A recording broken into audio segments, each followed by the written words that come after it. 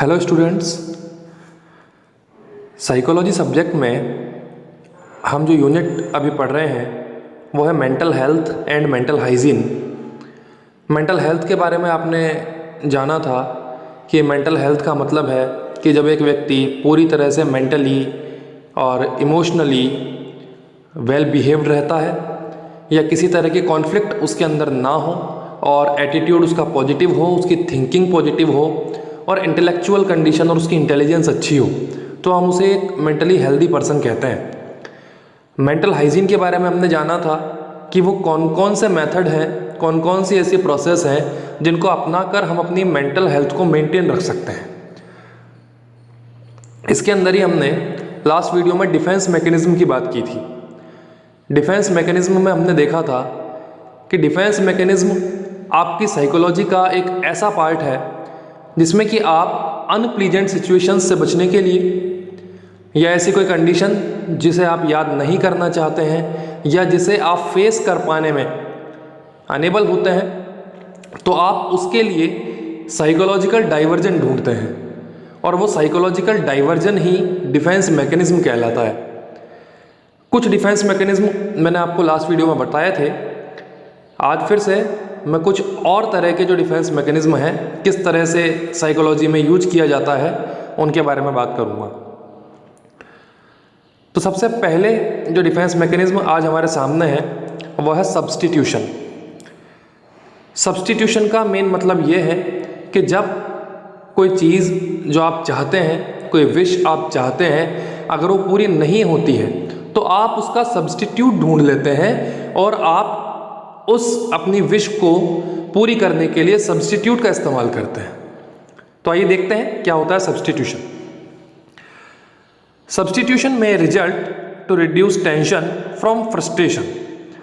Substitution तब किया जाता है जब फ्रस्ट्रेशन से जो टेंशन क्रिएट हुई है उसे आपको कम करना हो। फ्रस्ट्रेशन तब होती है जब आप जो चाहते हैं वो आपको ना मिले तो आप फ्रस्ट्रेट होते हैं, जिसकी वजह से एंजाइटी और टेंशन क्रिएट होती है। उसको कम करने के लिए आप सब्स्टिट्यूशन का इस्तेमाल करते हैं। The substitutive action must have similarities to the frustrated one. लेकिन सब्स्टिट्यूशन में यह होता है कि जो चीज़ आपको चाहिए थी, जो गोल आपको अचीव करना था, वो आपको नहीं मिल पाया, तो इसकी वजह से आप जो फ्रस्ट्रेशन क्रिएट हुई है उसको कम तो करना चाहते हैं, लेकिन आप अपनी विश की सिमिलर चीज़ को ही सब्स्टिट्यूट बनाते हैं। ऐसा नहीं है कि बहुत दो अलग अलग बिल्कुल अपोजिट चीज़ों को आप एक साथ करेंगे। आप सब्स्टिट्यूट वो बनाते हैं जो कि उससे मिलता जुलता हो। For example, a student who has not got admission to medical. एक स्टूडेंट जिसका मेडिकल कॉलेज में दाखिला नहीं हो पाया, try to institute it with a course of nursing. तो वो क्या करेगा, वो उसी कॉलेज से नर्सिंग में एडमिशन ले लेगा। देखिए उसने क्या किया कि मेडिकल में उसको प्रवेश चाहिए था, उसका प्रवेश नहीं हो पाया, तो उसने उसी कॉलेज में नर्सिंग डिपार्टमेंट में एडमिशन ले लिया और इसको सब्स्टिट्यूट की तरह उसने अपनी टेंशन को कम किया। तो यह है सब्स्टिट्यूशन डिफेंस मैकेनिज्म। नेक्स्ट है कन्वर्जन। कन्वर्जन में देखिए क्या होता है। कन्वर्जन में मेनली जब आप किसी बात से फ्रस्ट्रेट होते हैं या आपको किसी पर एंगर होता है, तो उस कंडीशन में आपकी फ्रस्ट्रेशन इतनी बढ़ जाती है कि वो आपके लिए फिजिकल कंडीशन क्रिएट करती है। देखिए, in this mental mechanism the strong emotional conflicts are expressed as और कन्वर्टेड इनटू फिजिकल कंडीशन। ये जो मेंटल मैकेनिज्म है आपका, इसमें द स्ट्रॉन्ग इमोशनल कॉन्फ्लिक्ट, जो आपके बहुत ज़्यादा इमोशनली जो कॉन्फ्लिक्ट होते हैं जिनमें आप सेलेक्ट नहीं कर पाते हैं कि मुझे क्या करना चाहिए, आर एक्सप्रेस्ड, उन्हें एक्सप्रेस किया जाता है एज और कन्वर्टेड, या फिर आप उसको कन्वर्ट करते हैं, दूसरी चीज़ में रूपांतरित करते हैं इनटू फिजिकल कंडीशन। आप अपनी शारीरिक परिस्थिति में उस चीज़ को कन्वर्ट कर लेते हैं। फॉर एग्जाम्पल, उदाहरण के तौर पर अगर देखें, the boy who hates father. एक लड़का है जो अपने पिता से बहुत नफरत करता है and likes to strike at him, और चाहता है कि अपने पिता से वो झगड़ा करे, अपनी बात मनवाए। Then he develops a paralysed arms. लेकिन वो क्योंकि उस समय पर वो काम नहीं कर सकता है, तो वो अपनी आर्म्स कोशिश करता है कि ये पैरालाइज हो जाएं, या फिर वो अपने शरीर को नुकसान पहुंचाने का प्रयास भी कर सकता है, जिससे वो अपने फादर तक अपनी बात पहुंचा पाए और उसके पिता को ये पता चले कि मेरा बेटा मुझसे नफरत करता है, उतना प्यार नहीं करता। तो ये मेडिकल कंडीशन जो है ये आपकी फिजिकल कंडीशन है जो कि मेंटल कॉन्फ्लिक्ट की वजह से क्रिएट होती हैं। आपने कई बार देखा भी होगा कि कई लोग जो बहुत ज़्यादा फ्रस्ट्रेट हो जाते हैं, अपनी बातों को एक्सप्रेस नहीं कर पाते हैं, वो किसी ना किसी तरह से फिजिकल डिसऑर्डर से भी सफ़र करते हैं। नेक्स्ट देखिए, transference. In transference the image of one person is unconsciously identified with that of another. इसमें आप अपनी जो फीलिंग्स हैं उसको ट्रांसफ़र करते हैं। The image of one person, इसमें एक व्यक्ति की जो इमेज है is unconsciously identified with that of another, वो आप किसी दूसरे व्यक्ति में ढूंढने का प्रयास करते हैं। For example, a patient who is fond of his daughter. एक पेशेंट है जो कि हॉस्पिटलाइज है, वो अपनी बेटी से बहुत प्यार करता है, बहुत स्नेह करता है। फाइंड्स द नर्स, लेकिन वो देखता है कि उसके हॉस्पिटल में जो नर्स है ऑफ द सेम एज, वो उसी एज की है जो कि उसकी बेटी की एज है, and height is his daughter, और उसकी हाइट भी उतनी ही है जितनी कि उसकी डॉटर की है। सो ही ट्रांसफर्स हिज पॉजिटिव इमोशन, तो वो क्या करता है, जो स्नेह उसका अपनी बेटी के लिए था वो उन्हें ट्रांसफर करता है to his nurse as his daughter, अपनी नर्स को। बिल्कुल उसे ऐसा लगता है कि ये बिल्कुल मेरी बेटी जैसी है, और वो अपनी सारी जो पॉजिटिव इमोशनल फीलिंग्स हैं वो बिल्कुल उस नर्स के लिए करना शुरू कर देता है जैसा कि वो अपनी बेटी के लिए समझता था। तो यह है ट्रांसफरेंस डिफेंस मैकेनिज्म। इसमें मेनली क्या होगा कि उस पेशेंट को, अभी उसकी बेटी उसके पास नहीं है, वो हॉस्पिटलाइज है, तो वो उस नर्स में अपनी बेटी को आइडेंटिफाई करने की कोशिश कर रहा है। नेक्स्ट देखिए, suppression. Suppression is a conscious effort is made by the individual to dismiss the impulses, feelings and thought that are unpleasant. Suppression में मेनली सप्रेस करना है। सप्रेस उन चीज़ों को करना है जो कि आपके लिए अनप्लीजेंट है, यानी कि आपको वो ठीक नहीं लगती हैं, आपके लिए कॉन्फ्लिक्ट की तरह इमोशनली वो इनकैपेबिलिटीज़ बढ़ा देती हैं, तो उन्हें आप सप्रेस करना चाहते हैं। देखिए इसमें क्या होता है, ये कॉन्शियस एफर्ट है, यानी कि आप बिल्कुल एक्टिवली इस पर काम करते हैं। Made by the individual to dismiss the impulses, एक व्यक्ति के द्वारा सप्रेशन किया जाता है, यूज किया जाता है टू डिसमिस, ताकि वो हटा सके द इम्पल्सेस, ऐसे ही मेमोरीज को, फीलिंग्स, अपनी भावनाओं को, एंड थॉट, और उसके थिंकिंग्स को, दैट आर अनप्लीजेंट, जो कि उसे ऐसी लगती हैं कि ये अनप्लीजेंट है, इनमें बिटरनेस है, वो उसको दुख पहुंचाएंगी, तो वो उनको हटाने का प्रयास करता है सप्रेशन के द्वारा। आइए उदाहरण देखते हैं। A student taking an examination is upset about an argument with his friend.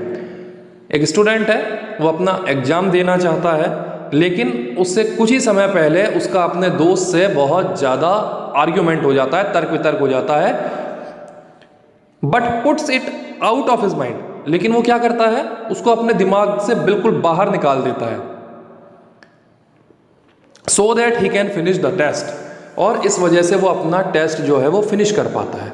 कई बार ऐसा होता है कि हम कोई बहुत बड़ा काम करने जा रहे हैं जिसके लिए हमने बहुत तैयारी की हुई है, लेकिन उससे कुछ समय पहले ही एक ऐसा ही कंडीशन आपके सामने आ जाती है जो कि शॉकिंग हो सकती है, या फिर आपको उसमें बहुत बुरा लग सकता है। तो उससे क्या होगा, आपका जो पॉजिटिव एटीट्यूड था अपने काम के लिए, अपने गोल के लिए, वो प्रभावित होता है।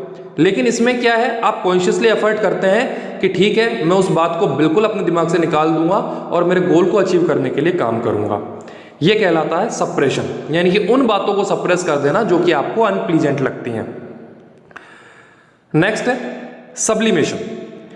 सब्लिमेशन का मेनली जो मतलब है, ये एक तरीके से एक पॉजिटिव डिफेंस मैकेनिज्म है, यानी कि आप जब आपको बहुत बुरा लग रहा हो या आपके साथ कोई बहुत ही गलत चीज़ हुई हो, तो आप अपनी उस नेगेटिव फीलिंग को पॉजिटिव कंडीशन में ढालकर और लोगों के लिए मददगार बन जाते हैं। This is kind of defence mechanism called sublimation. It is a positive mechanism, ये एक तरह का पॉजिटिव डिफेंस मैकेनिज्म है। It consist of A redirection, इसमें आप क्या करते हैं, रीडायरेक्शन करते हैं, अपनी जो इम्पल्सेस है उनको रीडायरेक्ट कर लेते हैं to socially valued and accepted activities, उन एक्टिविटीज़ में जो लोगों के भले के लिए होंगी, समाज के भले के लिए होंगी, और उन्हें आपकी उन एक्टिविटीज़ को बहुत अच्छे से पूरा समाज स्वीकार करेगा। जैसे कि आपका कोई फ्रेंड था, बहुत अच्छा, बहुत क्लोज, बहुत नियरेस्ट, आप उससे अपनी हर बात शेयर करते हो, लेकिन आपको पता चलता है कि उसने आपका जो ट्रस्ट है वो उस पर से हट गया है क्योंकि उसने आपको धोखा दिया। अब आप क्या करेंगे, कुछ लोग क्या करेंगे, नेगेटिव फीलिंग में जाकर और इसको प्रॉपरली डिफेंस नहीं कर पाएंगे और अपने आप को बहुत परेशान कर लेंगे और साइकोलॉजिकली डिस्ट्रेस में चले जाएंगे। लेकिन जो व्यक्ति सब्लिमेशन का इस्तेमाल करेगा वो क्या करेगा, उस नेगेटिव फीलिंग को कन्वर्ट करेगा पॉजिटिव एटीट्यूड में और सकारात्मक ऊर्जा के साथ लोगों की भलाई के लिए काम करेगा और अपनी एनर्जी को सही जगह लगाएगा। इसे हम सब्लिमेशन कहते हैं। नेक्स्ट आता है प्रोजेक्शन। प्रोजेक्शन का मतलब है अपने अंदर चल रही किसी भी चीज़ को, या आपके द्वारा कोई चीज़ गलत हो जाती है तो आप उसका ब्लेम दूसरों पर कर देते हैं, वो कहलाता है projection. Projection means blaming others as a way of coping with one's unwanted motives by shifting them to someone else. Projection का मतलब है दूसरों को ब्लेम करना। ये वो अनवांटेड मोटिव्स हैं जिन्हें आप शिफ्ट कर देते हैं दूसरे लोगों पर, यानी कि आपके अंदर की चीज़ों को आपको लगता है कि ये आपसे गलती हुई है, जैसे ही सामने वाला कोई आपसे कहता है कि आपने गलत किया है तो आप क्या करेंगे, उस चीज़ को दूसरों पर ब्लेम कर देंगे। जैसे कि a student who wants to skip classes, एक स्टूडेंट है वो नहीं चाहता है क्लास अटेंड करना, may project that everyone is skipping classes. जब उससे पूछा जाएगा कि आप क्लास में एंटर क्यों नहीं करते हैं, आप क्लासेस क्यों नहीं लेते हैं, तो वो प्रोजेक्ट करेगा कि और लोग भी तो नहीं लेते हैं क्लासेस, आप हमेशा मेरे ही पीछे क्यों पड़े रहते हैं। वो अपनी गलती को प्रोजेक्ट दूसरों पर कर देगा, ये कहलाता है प्रोजेक्शन। नेक्स्ट देखिए सिंपैथिज्म। एक व्यक्ति है जिसको किसी चीज़ से लोगों की सिंपैथी मिलती है, वो कोशिश ही नहीं करता कि उस चीज़ को सही करे, क्योंकि उसे आदत लग जाती है कि लोग उसके लिए कंसर्न रहें, लोग उसको सिंपैथी दें। ये होता है सिंपैथिज्म। The individual in sympathism tends to always satisfaction in the sympathy that others show. एक व्यक्ति है जो कि सिंपैथिज्म में है, वो क्या करता है, उसको वो बहुत अच्छा लगता है, वो सेटिस्फाइड होता है जब लोग उसकी मदद करते हैं और उसको सिंपैथी दिखाते हैं। In sympathism, people do not like to make any effort to change the status of their condition. सिंपैथिज्म के अंदर लोग बिल्कुल भी प्रयास नहीं करते हैं कि वो अपने जो स्टेटस है अपना उसको चेंज करें या फिर अपनी कंडीशन को मेकओवर करके और बेटर बनाएं, क्योंकि उन्हें आदत हो जाती है सिंपैथी की और वो खुश रहते हैं इसमें कि देखिए लोग मेरी कितनी परवाह करते हैं, लोग मेरे साथ सिंपैथी रखते हैं। एग्जाम्पल देखिए, if a patient is an illiterate, एक पेशेंट है जो कि अनपढ़ है, he will not try to learn and change the status of his illiteracy। वो क्या करता है, वो बिल्कुल भी प्रयास नहीं करेगा कि मैं अपनी इलिटरेसी को दूर करने का प्रयास करूं या फिर कुछ पढ़ने लिखने का प्रयास करूं, because he likes the sympathy that others show, क्योंकि उसे ये पसंद है कि लोग आते हैं कि अच्छा इसे पढ़ना लिखना नहीं आता, हम इसकी मदद कर देते हैं, तो उसे वो अच्छा लगता है।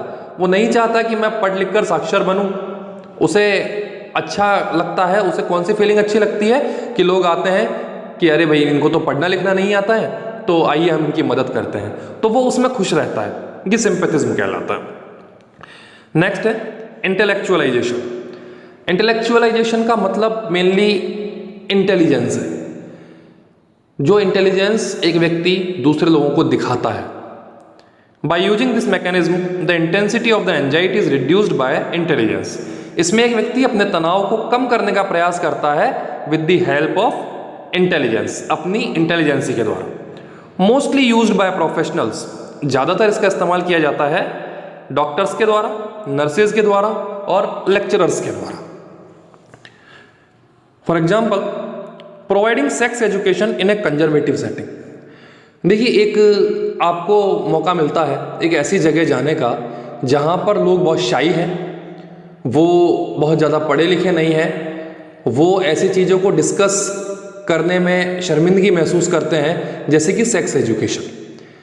एक डॉक्टर क्या करेगा, सेक्स एजुकेशन देगा, उसके लिए कोई इनसिक्योरिटी नहीं होगी, वो अपनी इंटेलिजेंस का इस्तेमाल करते हैं और प्रॉपरली सेक्स एजुकेशन देंगे, चाहे वो कंजर्वेटिव सेटिंग हो या फिर अब्रॉड माइंडेड सेटिंग हो। उनके लिए वो चीज़ मायने नहीं रखती है कि लोग क्या सोचते हैं, वो अपनी एजुकेशन को बहुत प्रॉपरली इंटेलिजेंस के साथ वो लोगों को बताते हैं। इसीलिए हमने ये कहा है कि इसका जो इस्तेमाल है वो डॉक्टर, नर्सेज एंड लेक्चरर्स के द्वारा बहुत अच्छे से किया जाता है। ये होता है इंटेलेक्चुअलाइजेशन, और इससे उन लोगों का तनाव भी कम होता है, वो अपनी एंजाइटी को दूर करते हैं अपनी इंटेलिजेंस के द्वारा। नेक्स्ट इसमें है fantasising and day dreaming. Day dreaming का मतलब अपनी एक ख्यालों की अपनी अलग दुनिया बना लेना, अपने अंदर सपनों को इतना ला देना कि रियलिटी से ही आपका कॉन्टेक्ट हट जाए, वो है fantasising and day dreaming. The motives that can not be fulfilled in reality. आपकी वो इच्छाएं जो कि रियलिटी में पूरी नहीं हो पाती हैं, are fulfilled by wishful thinking. आप उन्हें विशफुल थिंकिंग, आप अपनी डे ड्रीमिंग में उनको पूरा करने का प्रयास करते हैं, आप उसके लिए सपने देखना शुरू कर देते हैं। This is done by fantasising. यह कल्पनाओं पर आधारित होती है। आप कल्पनाएं करते हैं कि काश मैं ऐसा होता तो फिर मैं वैसा कर सकता था, काश मैं बहुत बड़ा बिल्डर होता तो मैं इतनी बड़ी बड़ी बिल्डिंगें बनाता। ये फैंटेसाइजिंग है, which means creating a fantasy and dreams, जिसका मतलब है कल्पनाएं करना और सपने देखना।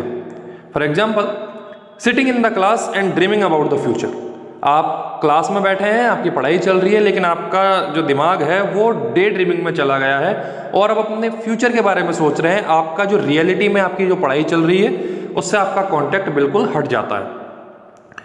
Over use of these may gives to psychological problems. लेकिन अगर आप रियलिटी में बिलीव नहीं करेंगे, रियलिटी में विश्वास करना छोड़ देंगे और हमेशा ड्रीमिंग में ही रहेंगे, तो इस ड्रीमिंग का ओवर यूज आपको साइकोलॉजिकल प्रॉब्लम्स दे सकता है, क्योंकि वास्तविकता से आपका कनेक्शन बिल्कुल हट जाएगा और आप हमेशा अपनी एक अलग दुनिया में विचरण करते रहेंगे। The last defence mechanism is withdrawal, moving away from everyone and everything. आप अपनी टेंशन और अपनी एंजाइटी को रिड्यूस करने के लिए हर व्यक्ति और हर चीज़ से अपना नाता तोड़ लेते हैं और उससे आगे निकल जाते हैं, दूर बढ़ जाते हैं, यानी कि विड्रॉल कर लेते हैं। ये भी एक डिफेंस मैकेनिज्म है। इसमें व्यक्ति अपनी एंजाइटी को रिड्यूस करने के लिए हर चीज़ से दूर हट जाता है या दूर चला जाता है। तो ये हमारा जो टॉपिक है डिफेंस मैकेनिज्म, वो आज पूरा हुआ। नेक्स्ट वीडियो में हम आगे दूसरे टॉपिक्स के बारे में बात करेंगे। तब तक के लिए थैंक्स।